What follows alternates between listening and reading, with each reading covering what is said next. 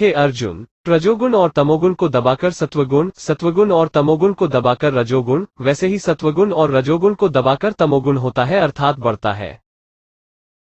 जिस समय इस देह में तथा अंतःकरण और इंद्रियों में चेतनता और विवेक शक्ति उत्पन्न होती है, उस समय ऐसा जानना चाहिए कि सत्वगुण बढ़ा है।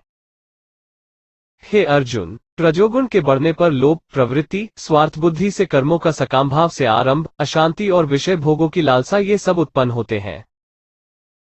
हे अर्जुन, तमोगुण के बढ़ने पर अंतःकरण और इंद्रियों में अप्रकाश, कर्तव्य कर्मों में अप्रवृत्ति और प्रमाद अर्थात व्यर्थ चेष्टा और निद्रादि अंतःकरण की मोहिनी वृत्तियां ये सभी उत्पन्न होते हैं।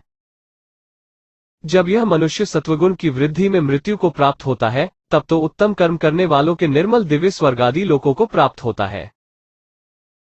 रजोगुण के बढ़ने पर मृत्यु को प्राप्त होकर कर्मों की आसक्ति वाले मनुष्यों में उत्पन्न होता है तथा तमोगुण के बढ़ने पर मरा हुआ मनुष्य कीट, पशु आदि मूढ़योनियों में उत्पन्न होता है।